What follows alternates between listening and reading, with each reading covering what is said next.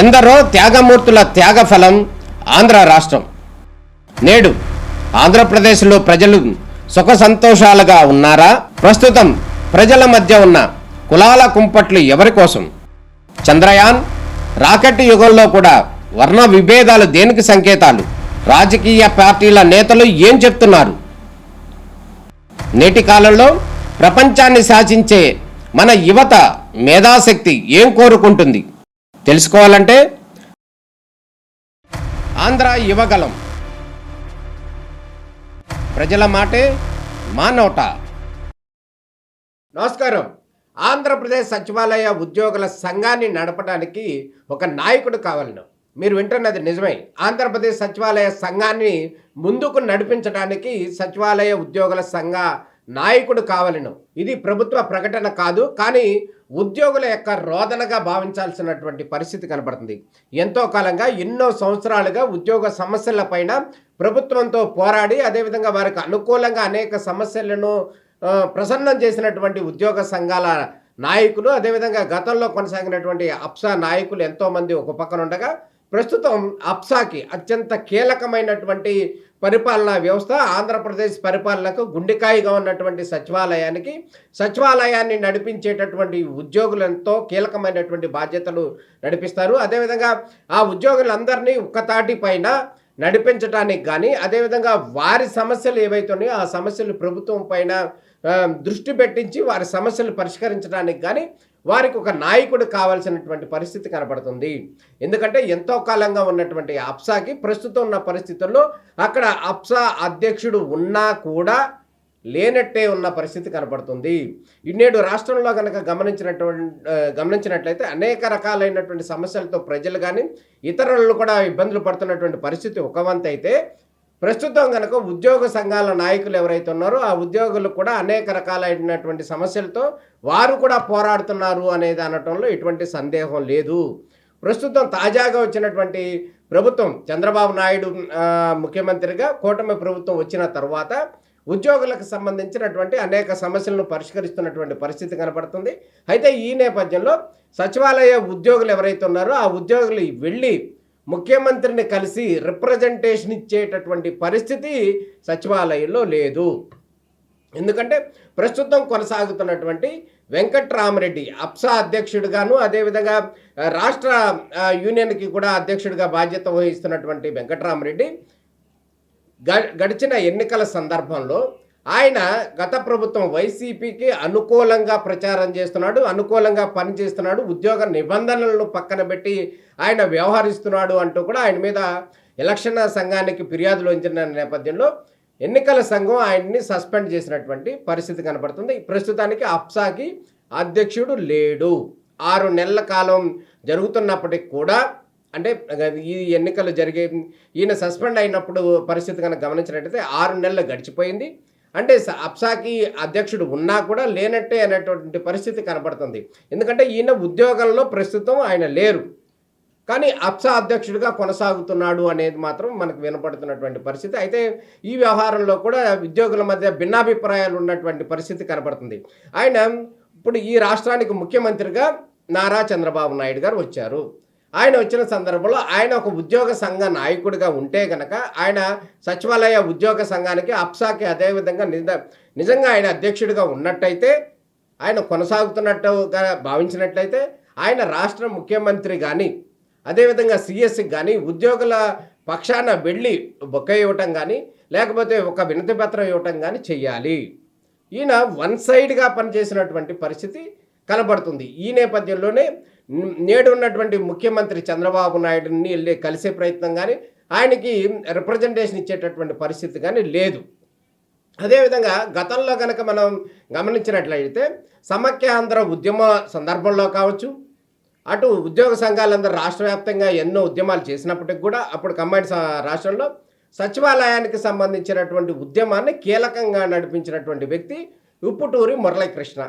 ఈయన కూడా 2 పర్యాయాలు అప్సాకి అధ్యక్షుడిగా కొనసాగారు. అదేవిధంగా అనేక ఎంప్లాయీస్ని అటు హైదరాబాద్లో ఉన్నటువంటి ఎంప్లాయీస్ అప్పుడు రాష్ట్ర విభజన సందర్భంలో 2016లో ఇక్కడికి ఆంధ్రాకి తీసుకువచ్చే సందర్భంలో ఉప్పుటూరి మురళీకృష్ణ యొక్క పాత్ర చాలా కీలకమైందని చెప్పాలి.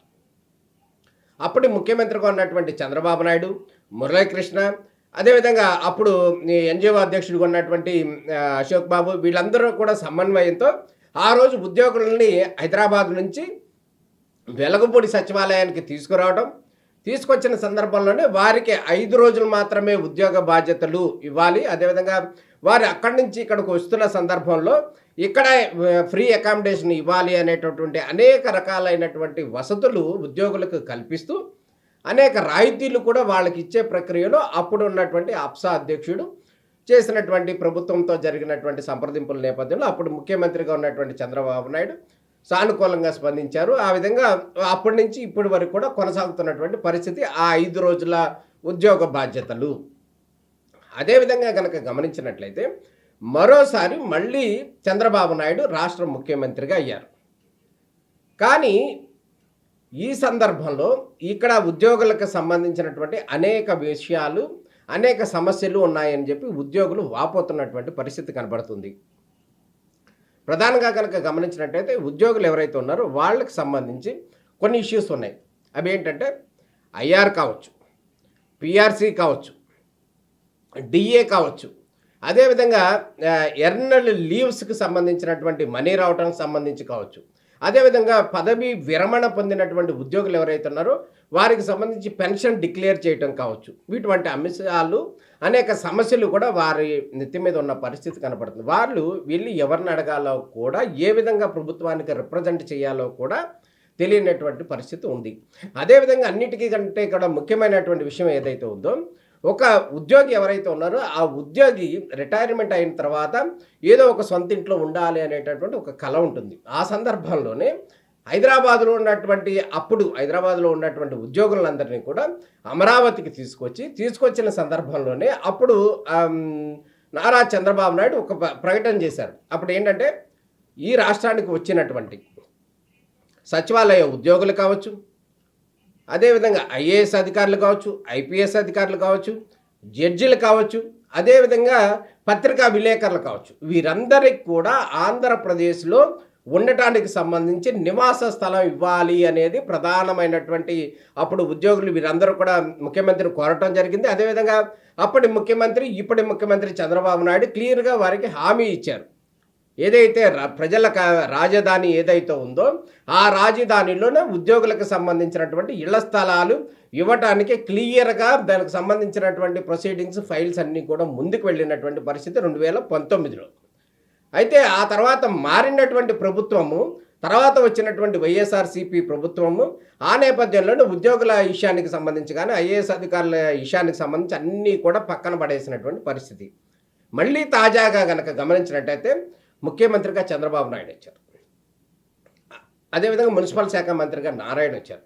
ఈ నేపథ్యంలో ఉద్యోగులందరూ కూడా మళ్ళీ చంద్రబాబు నాయుడు వచ్చారు కాబట్టి గతంలో ఇళ్ల స్థలాలు ఇస్తానని చెప్పి హామీ ఇచ్చారు చంద్రబాబు నాయుడు. దానికి సంబంధించి ఒక రిప్రజెంటేషన్ ఇవ్వటానికి కూడా వీళ్ళకి సరైనటువంటి వే లేదు.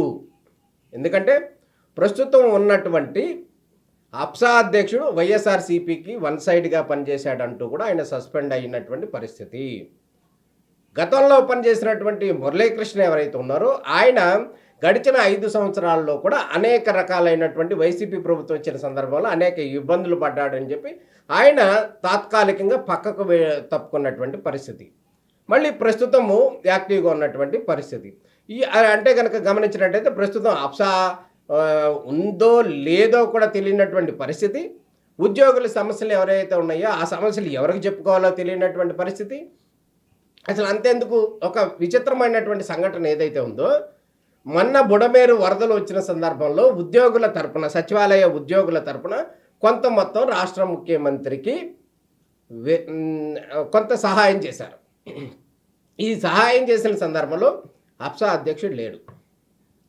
అంటే ముఖ్యమంత్రికి ఒక రిప్రజెంటేషన్ ఇవ్వటానికి కానీ, ఎటువంటి కమ్యూనికేషన్ చేయడానికి సంబంధించి కానీ ఇక్కడ ఒక అప్సా అనేది ఉండేది. ఆ అప్సా అధ్యక్షుడు అనేది లేడు.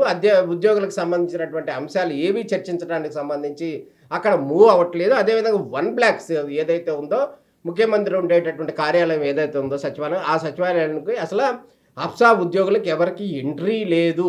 అప్సా ఎవరైతే ఉన్నారో బాధ్యత వహించేటటువంటి అధ్యక్షులు కానీ లేకపోతే ఇతరులు ఎవరైతే ఉన్నారో వారికి 1 బ్లాక్‌కి ఎంట్రీనే లేదు. అంటే అక్కడ సీఎంఓ అధికారులు ఎవరు కూడా వాళ్ళని బిల్లింగ్ చేయట్లేదు.